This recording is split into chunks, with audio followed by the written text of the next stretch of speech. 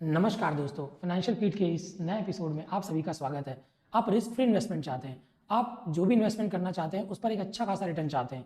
दोस्तों, आप चाहते हैं कि आपको एक रेगुलर इंटरवल के बाद भी आपको एक अच्छी इनकम होती रहे, और आप जो भी इन्वेस्टमेंट करना चाहते हैं उस पर एक अच्छा खासा टैक्स बेनिफिट भी चाहते हैं, और ना ही अपने इस पैसे को आप शेयर मार्केट में लगाना चाहते हैं, ना ही म्यूचुअल फंड में। दोस्तों, रिटायरमेंट के बाद ये बहुत ज़रूरी हो जाता है कि हम जो भी पैसा अपना इन्वेस्ट करें वो 100% सेफ हो, 100% सेफ जगह पर अपना इन्वेस्टमेंट करें। भले ही हमें इसमें थोड़ा कम रिटर्न भी मिले तो भी चलेगा। तो दोस्तों, आज हम ऐसे ही स्कीम के बारे में बात करने वाले हैं। इस स्कीम का नाम है senior citizen saving scheme. Senior citizen saving scheme क्या है, इसकी क्या एलिजिबिलिटी है, और कौन व्यक्ति इसमें इन्वेस्ट कर सकता है, इसका जो इंटरेस्ट पेमेंट होगा वो कैसे होगा, इसमें इन्वेस्ट करना सेफ है या नहीं, और किस तरीके से अगर हम इसे प्री मेच्योरली क्लोज करना चाहें तो इसमें कैसे कर सकते हैं, और क्या क्या डॉक्यूमेंट्स की आवश्यकता पड़ेगी, इसमें नॉमिनेशन की फैसिलिटी है या नहीं, अगर व्यक्ति जो इन्वेस्ट कर रहा है उसकी किसी कारण मृत्यु हो जाती है तो वो इसका पैसा कैसे ले सकता है, या कौन व्यक्ति इसका पैसा ले सकता है, और इसमें क्या क्या टैक्स बेनिफिट हैं, और इस खाते को खोलने के लिए हमें किन किन डॉक्यूमेंट्स की आवश्यकता होगी।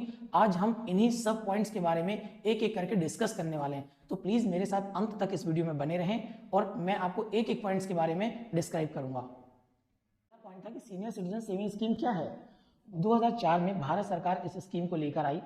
सरकार का उद्देश्य था कि जो भी सीनियर सिटीजन रिटायर होते हैं उनका फंड एक ऐसी जगह लगे जिससे उन्हें एक अच्छा खासा सोर्स ऑफ इनकम मिल सके। और ये जो स्कीम है, इस स्कीम में समय समय पर कुछ ना कुछ बदलाव आते रहते हैं। इस योजना का समय क्या है, सबसे मेन है कि अगर कोई व्यक्ति इसमें अपना पैसा इन्वेस्ट करता है तो वो पैसा कितने साल के लिए इन्वेस्ट होगा। तो दोस्तों, इसमें जो स्कीम है सीनियर सिटीजन सेविंग स्कीम, इसमें मैक्सिमम आप 5 साल तक के लिए इन्वेस्ट कर सकते हैं, जिसको 3 साल तक के लिए एक्सटेंड किया जा सकता है। जैसे ही आपके 5 साल पूरे होते हैं और अगर आप चाहते हैं कि हम इसको आगे तक बढ़ाना चाहते हैं तो 3 साल तक आप और इसको एक्सटेंड कर सकते हैं। इसके बारे में आगे और जानेंगे, लेकिन मैं आपको एक मोटा मोटा ओवरव्यू अभी आपको दे देता हूं कि इंटरेस्ट रेट क्या है। आज के डेट में इसका रेट ऑफ इंटरेस्ट है 8.2 है, जो कि टाइम टू टाइम बढ़ता या घटता रहता है। और तीसरा है कि इसमें मिनिमम इन्वेस्टमेंट, इसमें मिनिमम इन्वेस्टमेंट 1000 का है, जो कि मैक्सिमम आप 30 लाख तक कर सकते हैं। दोस्तों, अब मैं आपको बताना चाहूंगा, जो कि मैंने अपने थंबनेल में भी आपको बताया कि इसमें कुछ नए बदलाव आए हैं। तो दोस्तों, 2023 के बजट में इसमें कुछ नए बदलाव किए गए हैं, जिन बदलाव के बारे में आपको बताना चाहता हूँ।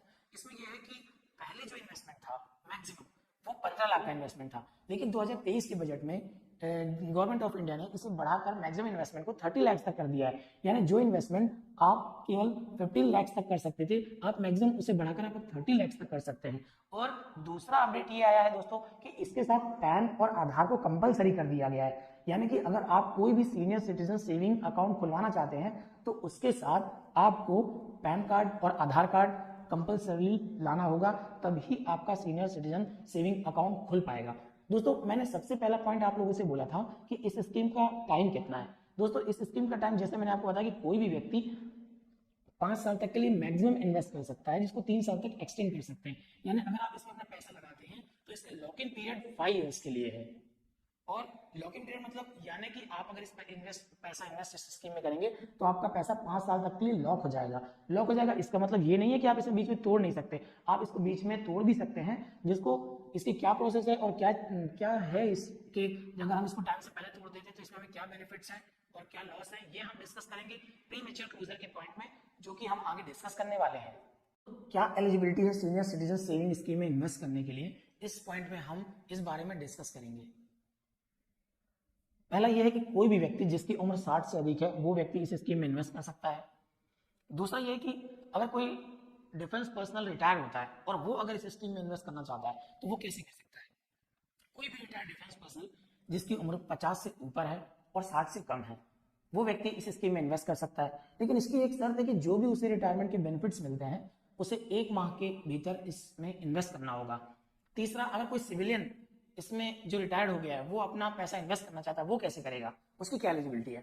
उसका यह कि उस व्यक्ति की उम्र 50 से ऊपर होनी चाहिए, उस व्यक्ति की उम्र 55 साल से ऊपर होनी चाहिए, माफ कीजिएगा, और 60 से कम होनी चाहिए। इसकी भी वही शर्त है कि उसे 1 माह के भीतर जो भी उसका रिटायर फंड है वो उसको इसमें इन्वेस्ट करना पड़ेगा। और तीसरा प्रश्न ये आता है कि क्या व्यक्ति अगर कोई एनआरआई है वो अपना इसमें इन्वेस्टमेंट कर सकता है। बिल्कुल नहीं, अगर कोई व्यक्ति एनआरआई है तो सीनियर सिटीजन सेविंग स्कीम में इन्वेस्ट नहीं कर सकता, और हिंदू अनडिवाइडेड फैमिली भी इस स्कीम में इन्वेस्ट नहीं कर सकती। अगला पॉइंट है इंटरेस्ट पेमेंट, कि इस स्कीम में इंटरेस्ट पेमेंट कैसे होता है। इंटरेस्ट पेमेंट इस स्कीम में जहाँ से आप इन्वेस्ट करते हो, जिस अकाउंट से आप इन्वेस्ट करते हो, उसी में आपका इंटरेस्ट रेट होता है हर क्वार्टर में कि पहली तारीख को ही आपका इंटरेस्ट रेट इस अकाउंट में हो जाता है। दोस्तों अगला पॉइंट है कि इसमें हम जो पैसा इन्वेस्टमेंट करते हैं वो सेफ है या नहीं, पेमेंट सिक्योर है या नहीं, क्योंकि पैसे की सिक्योरिटी बहुत जरूरी है। दोस्तों इसमें जो भी इन्वेस्टमेंट होता है वो 100% सिक्योर है, क्योंकि ये एक तरीके की गवर्नमेंट बैक्ड स्कीम है। तो इसमें फंड से रिलेटेड, फंड की सिक्योरिटी से रिलेटेड किसी तरीके से टेंशन करने की कोई बात नहीं है।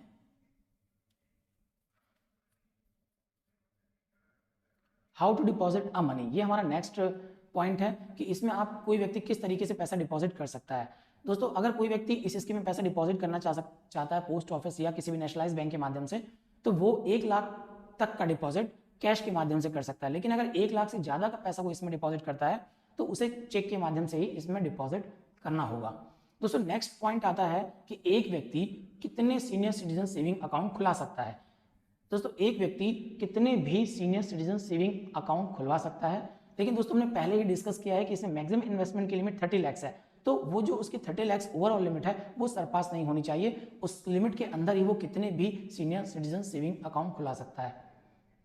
दोस्तों अब हम एक अगला पॉइंट डिस्कस करने वाले हैं जो कि बहुत ही इंपॉर्टेंट पॉइंट है प्री मैच्योर क्लोजर का, कि कोई भी व्यक्ति अगर इसमें प्री मैच्योर क्लोजर करवाता है तो वो किस तरीके से इसको करवा सकता है और क्या इसके लॉसेस हैं अगर वो प्री मैच्योर क्लोजर इस स्कीम में करवाता है। तो दोस्तों जैसा मैंने स्कीम की शुरुआत में आप लोग को बता दिया था कि इस स्कीम का लॉक इन पीरियड 5 ईयर्स है, जिसको 3 ईयर्स टू एक्सटेंड करा सकता है, अप टू 3 ईयर्स।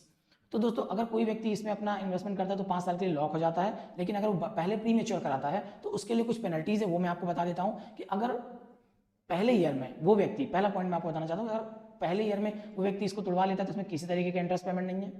लेकिन अगर वो पहले साल चला लेता है और 1 साल से 2 साल के बीच में अगर वो इसे तुड़वाता है तो उसे 1.5% की पेनल्टी पे करनी पड़ेगी टोटल इन्वेस्टमेंट की। और तीसरा पॉइंट ये है कि अगर कोई व्यक्ति 2 साल के बाद और 5 साल के पहले से स्कीम को तुड़वा लेता है तो उसे 1% की पेनल्टी पे करनी पड़ेगी टोटल इन्वेस्टमेंट की, यानी जो टोटल इन्वेस्टमेंट वो कर रहा है उसका 1% एज अ पेनल्टी उसे इसमें पे करना होगा। दोस्तों इसका अगला पॉइंट है कि इसमें क्या क्या डॉक्यूमेंट लगेंगे अगर कोई व्यक्ति सीनियर सिटीजन सेविंग स्कीम में इन्वेस्ट करना चाहता है। दोस्तों मैंने आपको पहले ही बताया था कि 2024 में कुछ नए अपडेट्स हुए हैं, उसमें जो 2 कंपलसरी अपडेट्स थे उसमें एक अपडेट ये था कि आपको पैन और आधार कंपलसरीली इस स्कीम में जरूरत पड़ेगी। तो पहला तो डॉक्यूमेंट आपको यही है कि आपको पैन और आधार आपको लाना है।